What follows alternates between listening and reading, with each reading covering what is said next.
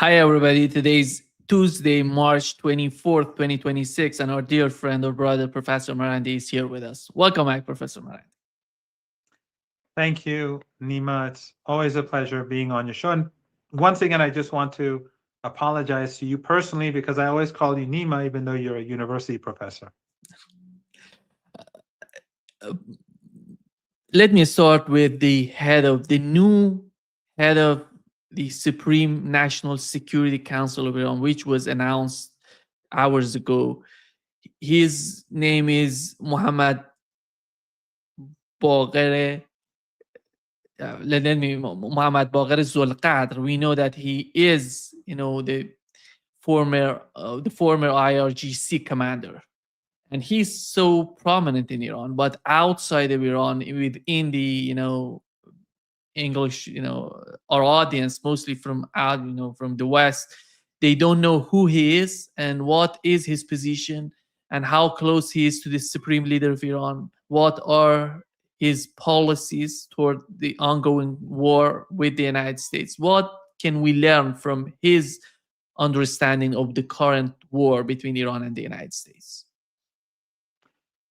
If I recall correctly, he studied economics as a young person, then at the University of Tehran, a very good university in economics, probably the best traditionally.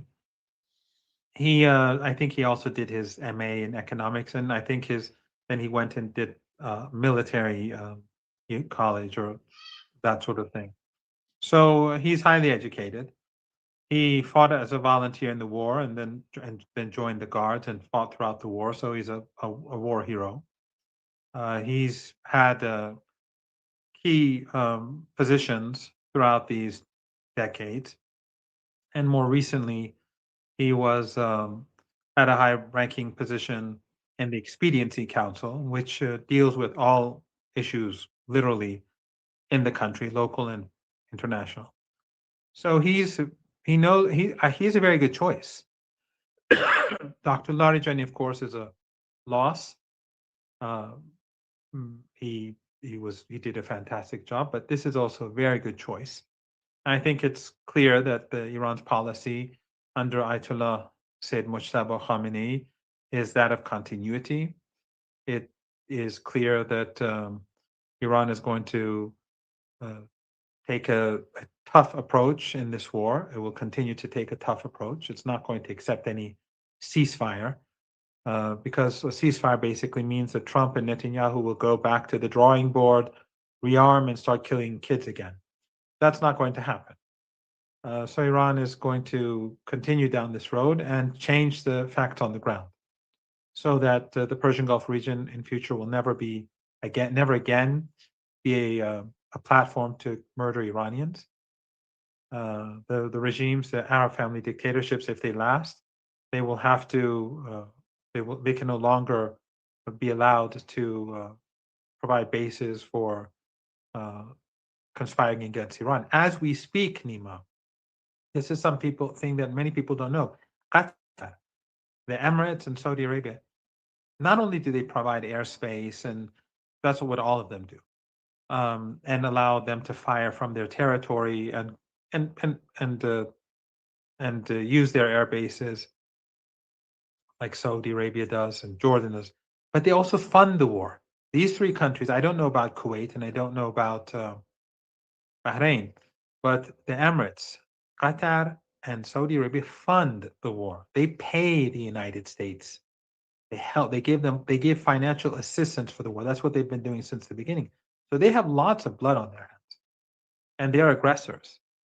And in future, Iran is going to have to make sure that this never happens again. So the facts on the ground will have to remain uh, as such that Iran's security is secured for the decades to come. Also, Iran will demand reparations, and it will get it from these regimes.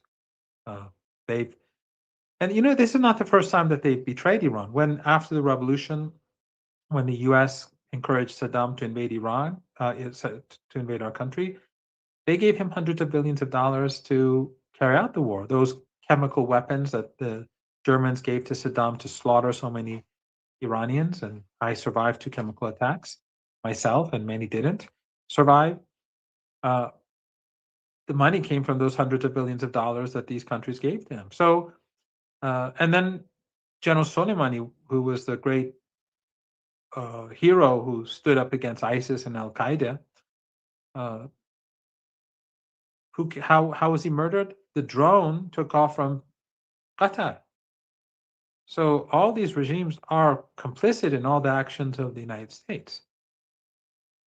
So Iran will demand reparations, and Iran will demand that its allies are not that aggression does not continue against them. The ceasefires against in Gaza and Lebanon are just fake ceasefires. They've been killing people during this last year on a daily basis.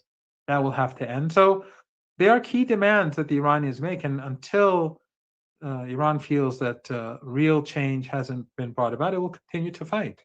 Because, as I said, a ceasefire is useless. It will only give the opportunity to Zionists to regroup, to rearm, and to start all over again. So Iran is saying, we're going to finish it.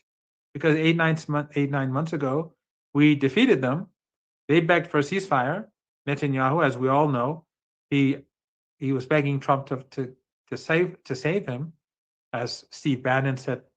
I heard him say it twice at least myself. So, even though they were defeated, in less than a year, they started another war against Iran.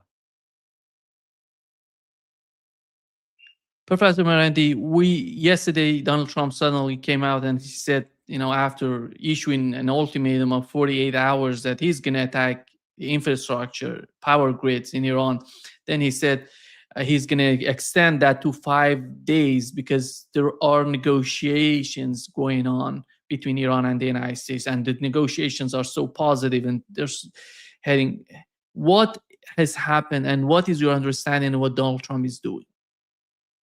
There are no negotiations, and there are no plans for negotiations. So that is just propaganda. He said this 1 hour before the markets opened, and he extended 5 days. And surprise, surprise, the 5 days ends after the markets close on Friday. So it's clear that he's trying to manipulate the market to keep the price of energy down. But there are no negotiations. Also, I think he's very concerned, fearful that Iran, if he starts targeting Iran's vital infrastructure, notice that no media outlet in the West is screaming that these are crimes against humanity. None of them. His opponents don't say that. And it just shows how corrupt the West is, how corrupt Western media is, how corrupt Western institutions are, how corrupt Western elites are. Just like now in Cuba, they're strangling the entire country, and no one in the Western media cares because they have no humanity. The media is owned and controlled by the Epstein class, and these journalists, they're just tools. Just like the politicians are tools. There's no difference. Whether it's Venezuela or Cuba or Iran or elsewhere, Syria, or Lebanon. In Lebanon, they bomb apartment blocks, bring them down, and the media says they call them Hezbollah strongholds. Why? Because they want to help with the genocide. So the Iranians have not been negotiating. Trump, though, is fearful, perhaps, I'm sure he is, that Iran will retaliate if he does carry out these crimes. And Iran said it will hit back much harder. And Iran has already proven that before, because when the Israelis bombed the Iranian gas infrastructure at the South Pars gas field, Iran hit back, and it was done with full American coordination. When Trump says he didn't know, that's all nonsense. Maybe personally he didn't know because he was playing golf or something, or distracted by some woman. But without a doubt, the Americans knew. So when the Iranians retaliated, as they had promised, and destroyed significant parts of Qatar's gas infrastructure and the Saudi infrastructure and the Emirates gas infrastructure, then he backed down and he said, I didn't know about this. The Israelis won't do it again. But it's quite possible he still will do it. So right now, I think the reason why he extended this for 5 days is manipulate the prices, but also he's fearful of what the Iranians will do. But there could also be a third element, and this is something that the Iranians take very seriously, and that is he's buying time to conspire against Iran, and he may want to escalate, whether in the Persian Gulf or by striking key civilian vital infrastructure, or both. But the Iranians are prepared. The Iranians have said that if he attacks and tries to invade the country, he will be they will defeat him. And if the war escalates in any way or form, Iran will escalate. And the irony is that, Nima, if Trump escalates, then that means that the oil and gas infrastructure on the other side of the Persian Gulf will be destroyed. The tankers will be destroyed. So let's say down the road there's a halt in hostilities and Iran achieves its demands. There won't be any oil or gas or petrochemicals or fertilizers. And there won't be any ships to take those non existing products. So it would just lead to an economic depression would be far worse than 1929. And the world will say Trump did it. It will say the Zionists did it. It will did it. This is not going to end well for Zionism because the world sees this war as Joe Kent, in his resignation letter and in his interviews, have clearly pointed out something that we knew. I mean, you knew this, I knew this, your viewers knew this, but this is an important document for history. That this war was carried out despite Iran not being a threat, despite the fact that Iran was not pursuing a nuclear weapon. This war was carried out because of Zionism. People, when the misery kicks in, they will be saying, they did it to us. We are witnessing a total shift in the Trump strategy with this war against Iran. Is the war started on this premise of so-called regime change in Iran, and then it's shifting. Yesterday, we've seen how they're attacking the head of Iranian parliament in order somehow not attacking, it was some sort of attack because they wanted to say that he's negotiating behind the scene with Donald Trump, he's doing something different and he's behind it. What are they trying to do? It doesn't seem that they totally understand what's going on in Iran, the unity that is shaping, that has been shaping and is getting stronger.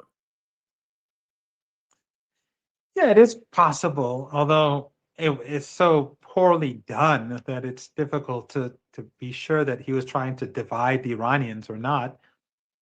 It's not going to work. Ghalibaf, who is a professor at the University of Tehran, I mean, it's very interesting. They always call Iran the mad mullahs and so on. I mean, Ayatollah Khamenei, both the martyr and the current Ayatollah Khamenei, both are high-ranking scholars. And the father knew 4 languages. The son, I know, knows 3. And philosopher, a thinker, and literature. And I think I discussed this before. But Dr. Larijani, who was martyred, he was a professor at the University of Tehran. He was a professor of Western philosophy. Dr. Ghalibaf is a professor at the University of Tehran. I mean, the leaders in Iran are much more highly educated than Western leaders and much more sophisticated. But Dr. Ghalibaf is a war hero. Yeah. He fought as a volunteer when Saddam Hussein invaded the country. And he has the backing of the leader, Ayatollah Seyed Mujtaba Khamenei. So no one is going to accept that the Trump narrative, someone who lies all the time and who even his tweets are full of grammatical and spelling mistakes. I mean, so this is not going to work, and the Iranians are going to continue until they feel assured that 6 months from now there won't be another war. A year from now there won't be another invasion. A year and a half from now we won't suddenly be waking up to see 200 little girls murdered in another school. Uh, that's not going to happen again. We've learned yesterday that Iran, the United States, and Israel attacked some energy sites in Khorramshahr and Isfahan. How serious was that? I don't think they were that important. I don't know the details, but I think it may have. Well, I don't think they were targeting any critical infrastructure. But Iran said that if any strike on Iran's critical infrastructure will be met with a much more severe response. So have no doubt if they did that. I mean, they did strike. They just today. I mean, your viewers should keep this in mind. Just today, they struck the border between Iran and Iraq. They bombed uh, the the government employees who are in charge of regulating the trade on the border. Mm. I mean, what sort of monsters do that? And remember, all of these strikes are coordinated. So, customs officers, I mean, what crime have they committed? Or people who are just taking goods and buying and selling goods? And I may have said this on your show last week, I'm not sure, that a friend of mine, his brother-in-law is a businessman.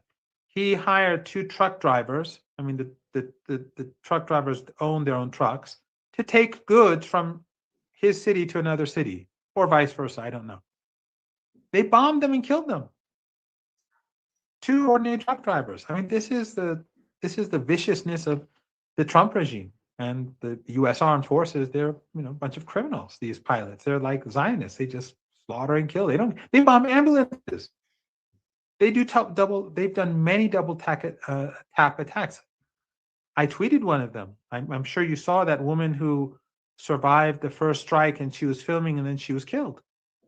And this is evidence. This is clear evidence for people to see. They bomb demonstrations. People on the streets in their millions come out to defend the state, the armed forces, and they fire missiles at them. I was at one last Friday on International Quds Day, a day of solidarity for Palestine, on the last Friday of Ramadan. They bombed it. They killed a woman. They fired missiles at people, and no one budged.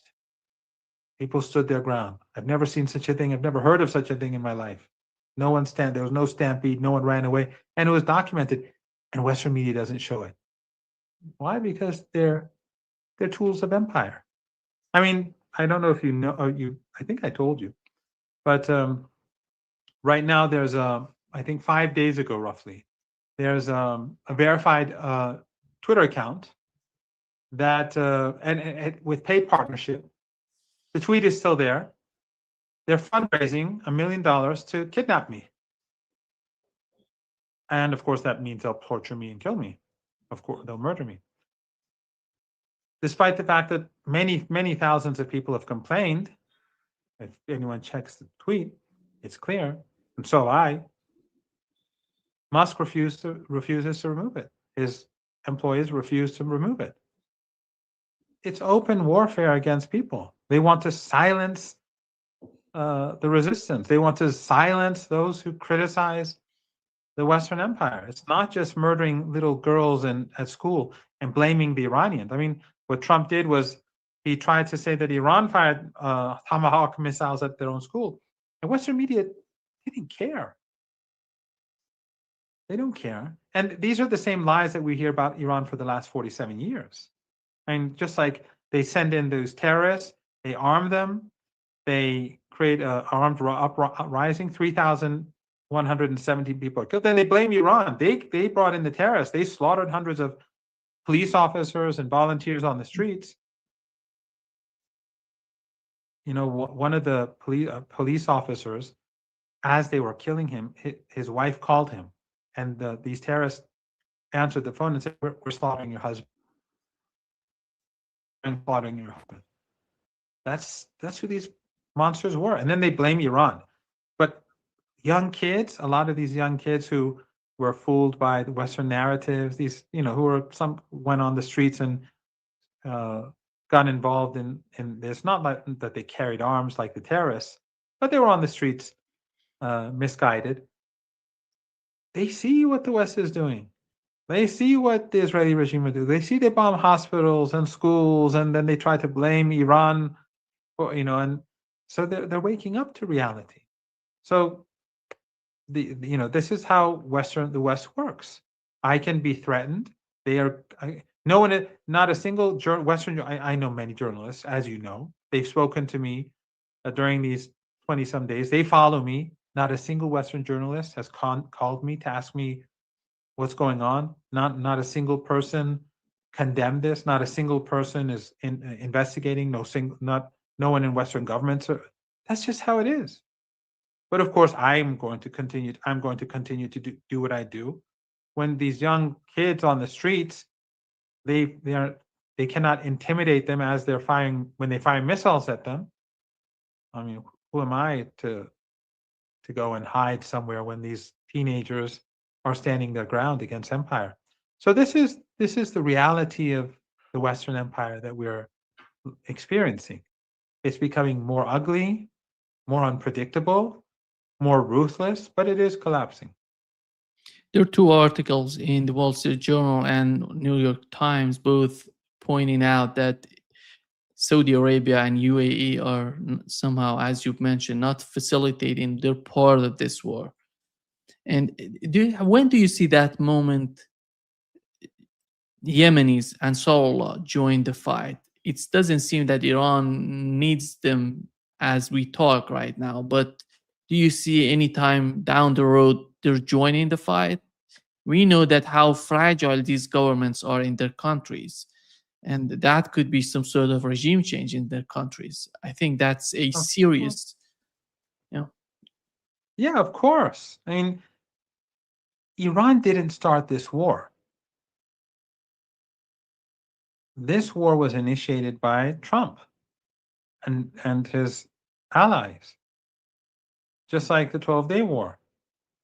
Iran does not want the Persian Gulf to be destroyed. It doesn't want the global economy to collapse. That's what the Americans and the Zionists are bringing about, because these elites in Washington are Israel firsters. They don't care about the U.S. economy. They don't care about the Indian economy or the Chinese economy or the American economy or the Brazilian economy.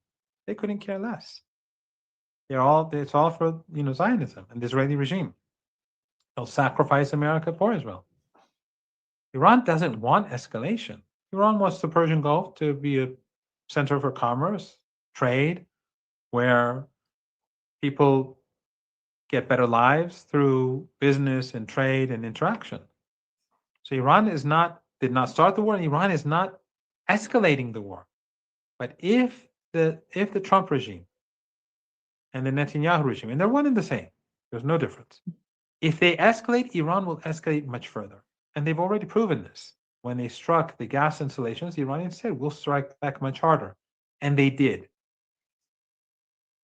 And there's a big possibility that they will escalate soon, whether it's targeting Iran's critical infrastructure, crime against humanity, or whether it's expanding the war and bringing in Marines.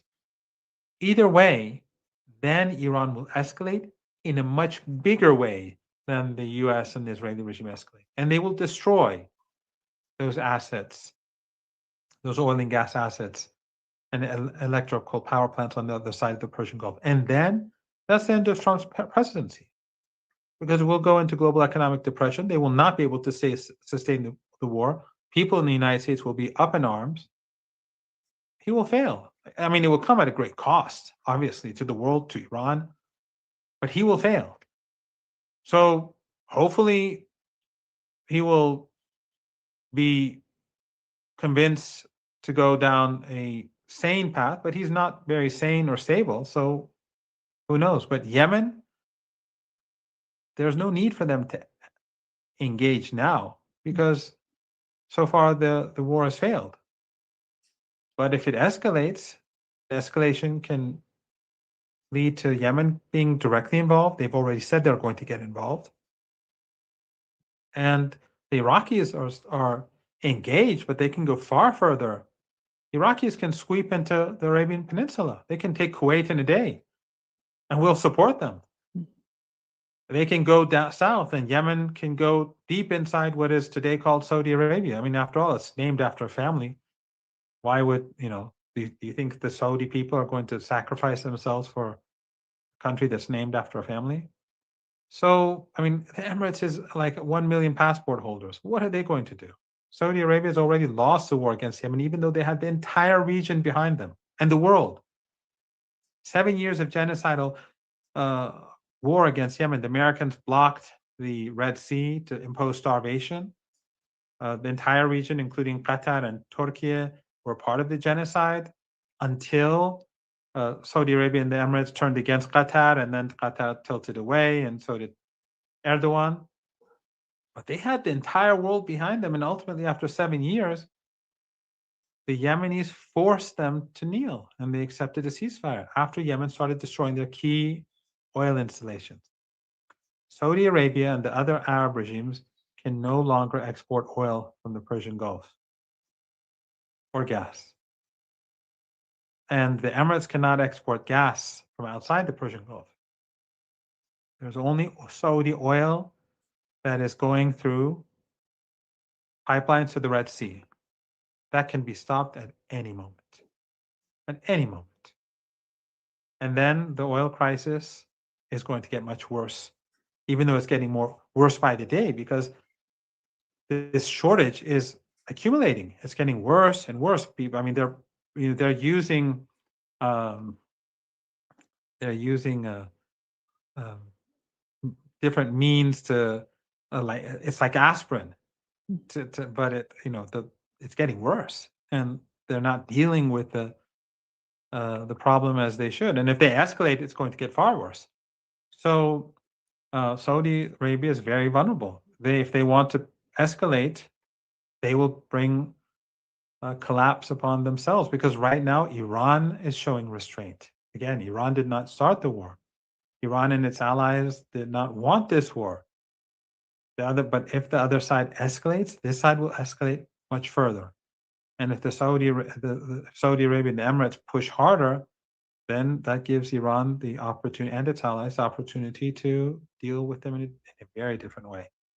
One of the crucial points on the part of Iranians, which was mentioned by the supreme leader of Iran, Ayatollah Mujtaba Khamenei, then reiterated by uh, IRGS commander Mohsen Rezai, he said that full compensation for all losses, one of the main points in this, which is somehow with the case of the Strait of Hormuz, it seems that Iran has each and every leverage to put pressure on these Arab states to pay for that. That's And right. Yes, absolutely correct. Now, I would advise your viewers, if they can get a hold of Mohsen Rezai's interview on Iranian television last night. If I saw parts of it translated, I think it's worth watching, because it shows how confident the Iranians are. Iranians, as I said, on the streets, people are on the streets. They stand their ground. The armed forces. I mean, Americans were saying after 3-4 days that they're running out of missiles, they're running out of drones. We destroyed all their factories. We destroyed. Well, then why is Iran hitting harder and harder during the last 7, 8, 9 days? It's obviously just propaganda. I recall reading that in Vietnam, during the Vietnam War, every day the Americans would give a sort of like death, an account of how many Vietnamese died that day. And then someone did a calculation. I'm not sure if this is accurate, but he added those numbers up, and it was like it turned out to be more than the population of Vietnam. So they just make up numbers and say we're destroying. That's what they did in Yemen. Remember, every day Hegseth was saying we are destroying them, we've crushed them, we've done. And then Trump would say the same, and suddenly after 7 weeks, he said Yemen capitulated, I won, goodbye, because he lost. So this is exactly where we are today, only at a much greater scale than last time on. This is Nima. This is truly catastrophic for the world, what Trump has imposed on the world. I mean, people still don't recognize how bad things are going to get.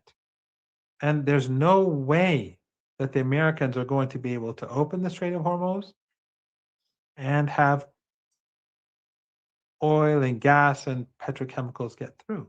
There's no, he doesn't have that ability. He's just going to make things worse because he's a fool and because he's a gambler, and God knows what they have on him. I mean, I don't know if he's, he's a very corrupt person. Maybe they've convinced him that he's has some, he has some religious Zionist mission, or maybe they just have really bad dirt on him with little, I don't want to say it, or I don't know what it is, but he's, I think, destroying, he's wrecking the United States, obviously. I mean, the empire is collapsing right before our eyes, but they're lashing out and slaughtering people as they push forward. And by the way, Hezbollah is doing excellent work in Lebanon in punishing the Israeli regime. Remember how they were saying Hezbollah was defeated, and these haters of the resistance. I mean, they were gloating. Even like these pretend, these like Takfiri Wahhabis and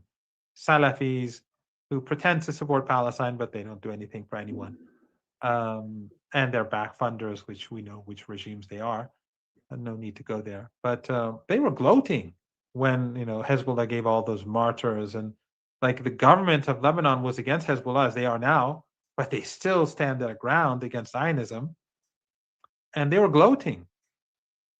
Now let's see them gloat. Look at how Hezbollah is hitting at the Zionist regime, even though the government is conspiring against them, even though Jolani, this ISIS and Al Qaeda thug, is being encouraged to attack the resistance. But if he does, of course, Iran and the resistance in Iran and Iraq will destroy him. But the point is that everything that the West said turned out to be wrong. They said Yemen, will destroy Yemen. Yemen won the war. They said Hezbollah has been diminished and destroyed. Yemen, Hezbollah standing firm. Right now the Iraqi resistance is basically expelling NATO and the U.S. from Iraq. Iraq is finally being liberated. And then in the past, they said Iran is weakened, and they brought everything they have, and it's the fourth week, and Iran is hitting them very hard.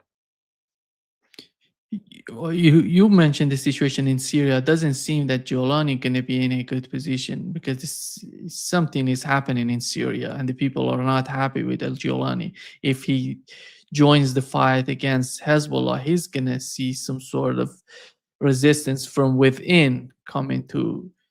And the other point, Professor Marandi, is that Israel is talking about the Litani River is the new border of Israel. And while you see the government in Lebanon saying nothing of that sort, they're putting pressure on Hezbollah. But it doesn't seem that Hezbollah gonna bend under these sort of pressures. Remember, the Israeli regime took Beirut in 1982. That's why Hezbollah was born. And in the year 2000, it was expelled. 18 years. This time around, it won't take 18 years. And one of Iran's demands will be with regards to its regional allies, whether in Palestine or in Gaza or Lebanon. The Israeli regime will fail. And already we're seeing on the battlefield, Hezbollah courageously stand. And they're surrounded. They're surrounded by ISIS and Al Qaeda, these American agents to the east. To the north, they're surrounded by a regime in Beirut that is hostile towards them. To the south, they're facing this genocidal menace.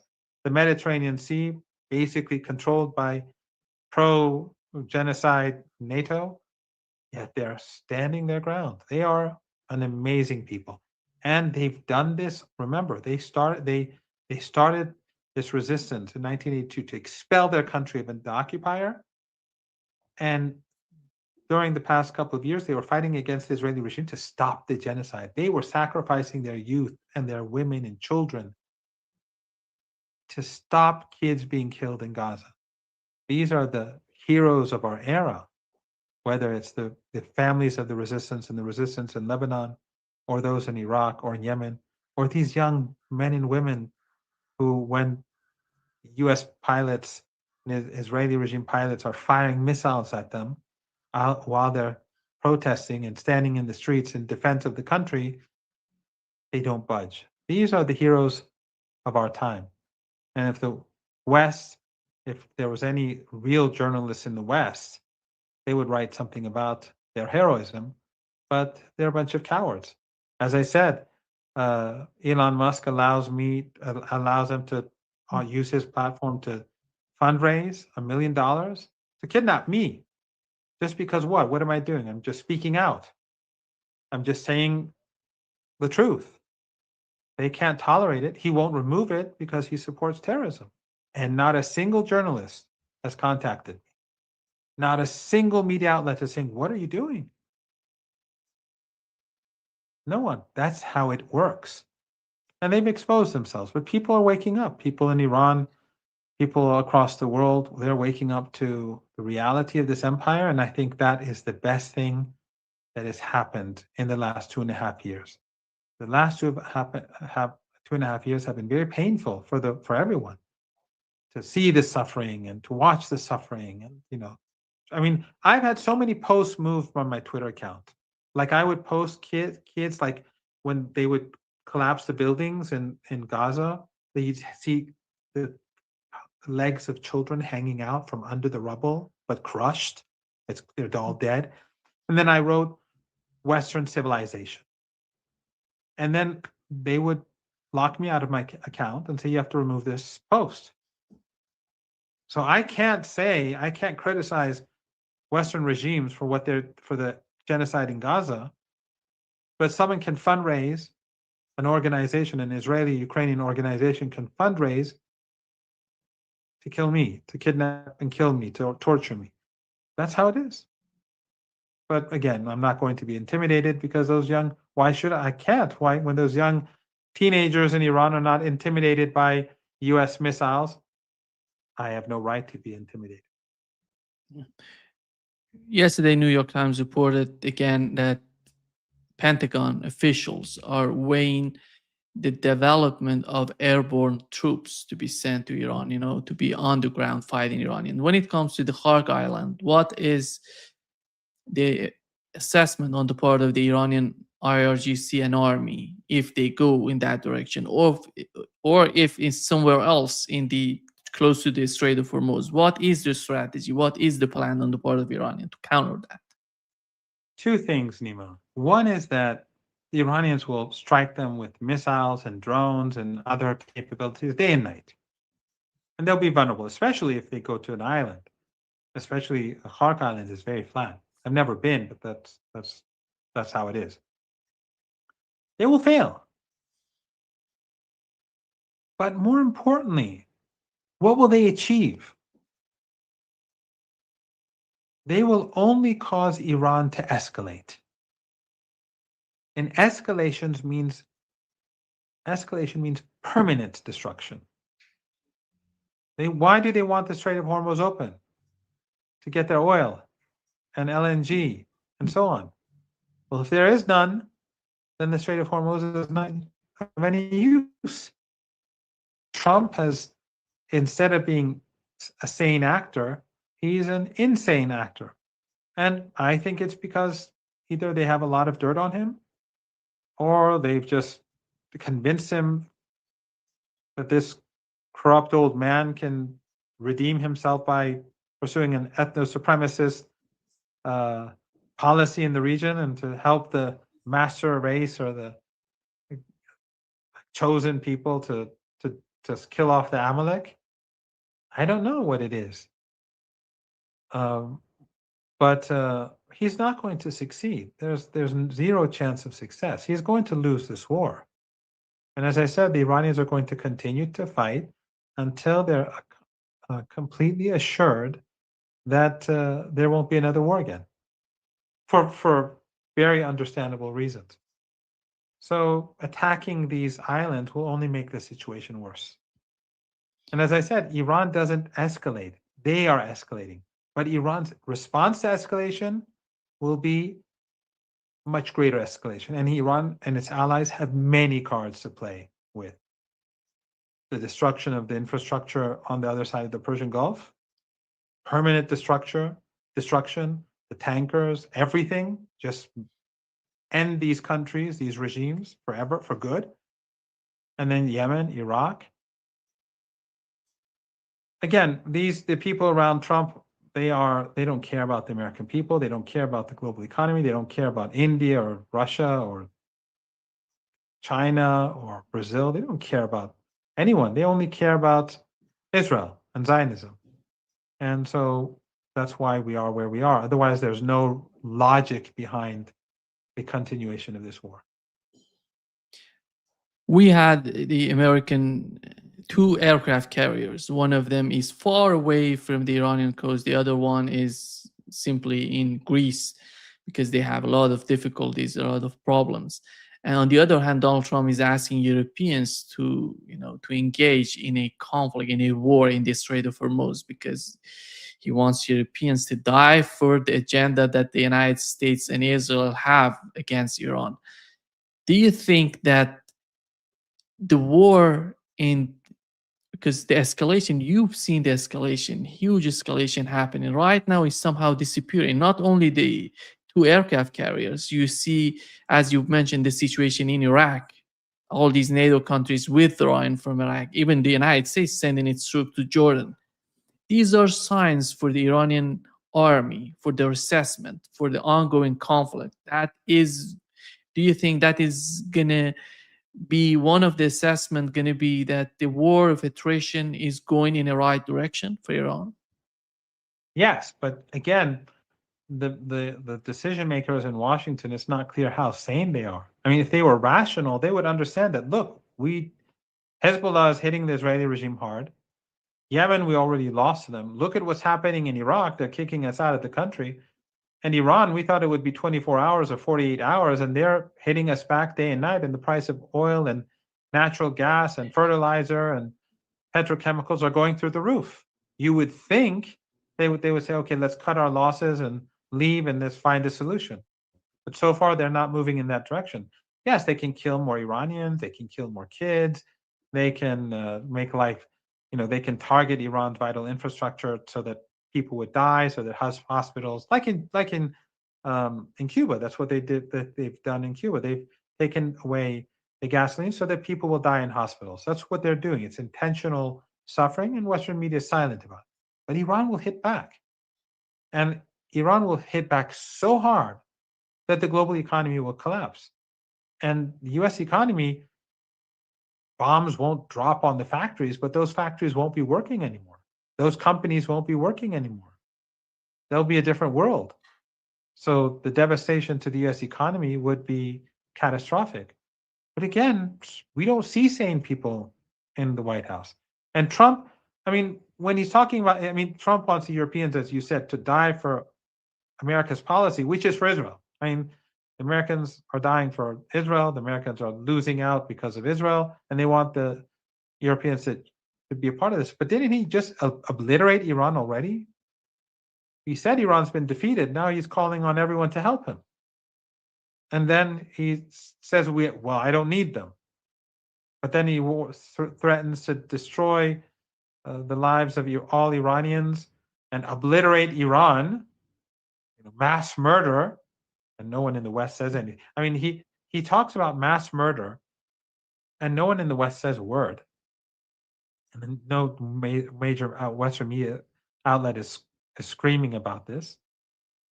Just like on Cuba, when the Supreme Court ruled against him over tariffs, he said that, well, he's complaining that you say I can destroy Cuba. I don't think he mentioned the country, but he was alluding to Cuba. I can destroy countries, but I can't put a single dollar of tariffs. No one said, well, what are you talking about? Why are you talking that way? Why do you talk about nations like that? No one said, because they're all like him. They may be more sophisticated in their language, but the New York Times is just as genocidal.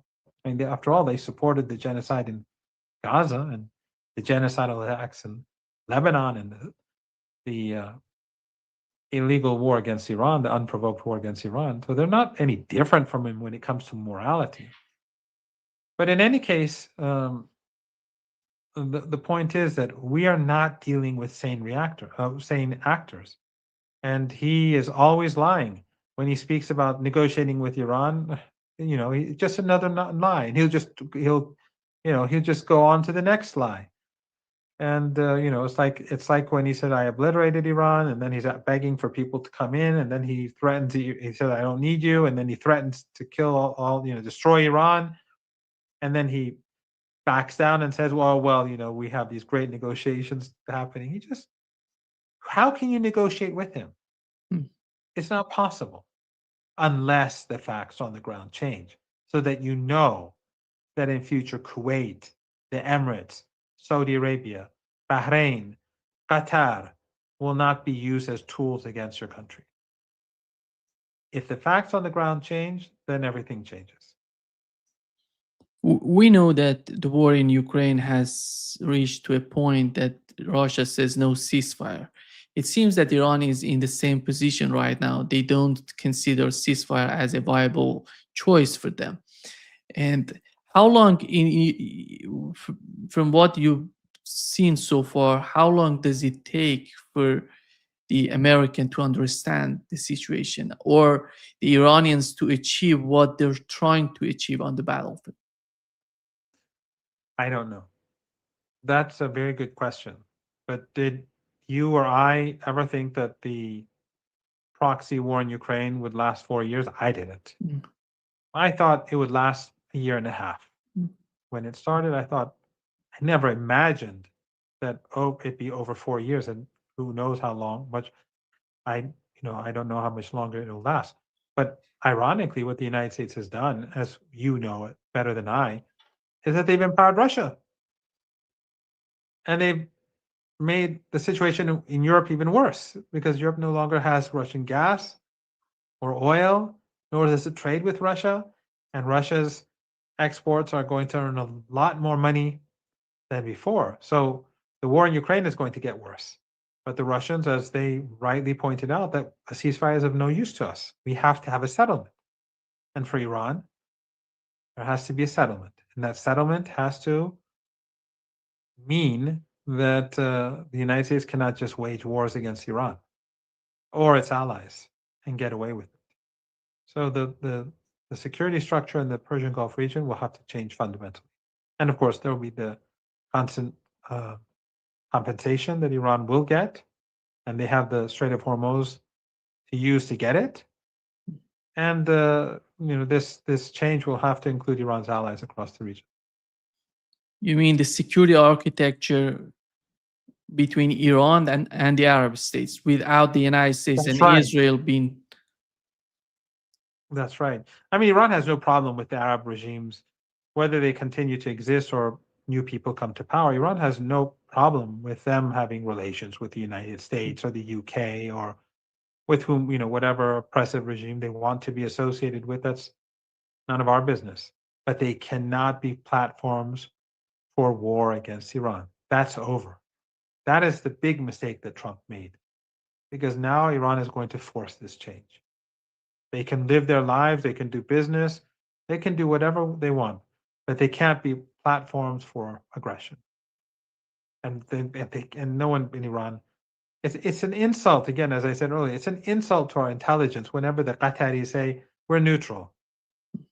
No, you're not neutral. You have all the blood of all these kids are on your hands, just as much as they're on Trump's hands, and the Saudis. And you're all foot soldiers for this Zionist project. Even though just recently the U.S. ambassador to occupied Palestine was saying that, if they take the whole region, that's fine, and they're the most moral army. So when they take that region, they can slaughter everyone, and that's okay. Despite that, you still see Erdogan and Qatar and Sisi and Abdullah and Jordan and Mohammed, all of these regimes sign a letter not condemning the Israelis and the Americans for the war, condemning Iran for retaliating when these regional regimes are at the service of empire. That's this is the world that we live in, and Iran knows, therefore, that it has to create that change on the ground, because the neighbors that we have right now are not independent. They're all proxies and allies of the West. We None of them are know, friends of the Palestinian people. yeah, We know that the other point in what Iran is demanding is all economic sanctions must be lifted. And it's not just about the United States, it's about Europeans altogether. Do you see a future in which Iran negotiating separately with the United States and then separately with Europeans without having, some sort of general talk with all the parties together? How Iran is going, because right now it's about the Arab states in the Persian Gulf, the United States. Israel is not part of any sort of concern on the part of Iranians because Iran doesn't consider any sort of relationship with Israel. But when it comes to Arab states, the United States and Europeans, how does Iran see these all together? They see all of them together, or Iran is prepared to negotiate separately with these different parties? No, these tiny family regimes in the Persian Gulf, they're they're not, they're not in any position for to be at any negotiating table. At the end of the day, when the fighting stops and Iran achieves its goals and objectives, then of course you could. I mean, this is hypothetical, and who knows when this will be, but uh, they will, they'll negotiate with the players, not with the minor uh, proxies. But but I think that after this war, if as things are moving, I don't think U.S. sanctions will be that important anymore because the United States is increasingly and rapidly becoming a um, a diminished power. I'm not saying it's going to collapse or anything like that. Well, of course, who knows? But I don't think they have the clout anymore to impose the sort of sanctions they were before. I think Iran is growing much stronger now, despite the war. And I think after the war, I mean, Iran is respected across the world. The people across the world are cheering for Iran and the resistance. You look across the Arab world as they're striking these family dictatorships with all their media outlets. No one's buying it. People are cheering Iran on. People are cheering on the resistance because they know that these are just agents of empire. They know these are not friends of the Palestinian people or the Arab people. They're proxies. And so the world is changing very rapidly. And of course, as this war continues, the war in Ukraine continues. And that is going to, I think, become much worse for the West too, because the West is focused now here, because of course Zionism is their, uh, their their everything, Yeah. and so they're going to be suffering increasingly on the Eastern Front in Europe. They've brought about catastrophe for themselves. They were at the height of power after the collapse of the Soviet Union. And they, because of their neoliberalism and the empowerment of this Zionist Epstein class, uh, you know, oligarchy, and the destruction of the middle class, and their endless wars, and they've just within 3 decades they've destroyed everything. They were at the top of the world, and in 3 decades they just wrecked it all. Professor Murray, what do we know about the missiles that were shot at the Diego Garcia, Air Base, American British Air Base? Were those missiles Iranian missiles? Mm. No, the Iranians have been very clear that they did not fire missiles in that direction. They don't have missiles with that range, and they did not attack Oman, and they did not strike Turkey. These were all false flag operations.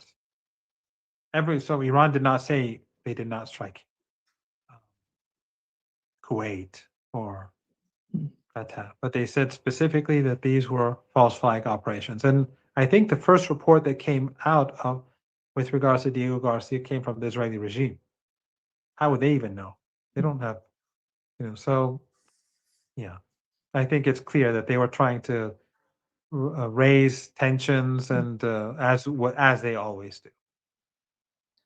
And the other point is the Iranian attack on Dimona, for the first time since this war started. Iran is hitting the Mona without receiving any difficulties from the air defense system of Israel. What was the main, because it wasn't just happening in the vacuum. We've seen an Israeli attack on Natanz in Isfahan and on nuclear power plant. Then Iranian response to that, but Iran didn't hit the nuclear power plant. They hit somewhere else. No, What was they, the agenda? they What was the message on the part of Iranians? yeah, my understanding, well, the Iranians struck a key research center and destroyed it. And apparently they also targeted uh, um, their assets linked to their military nuclear program, and with great precision.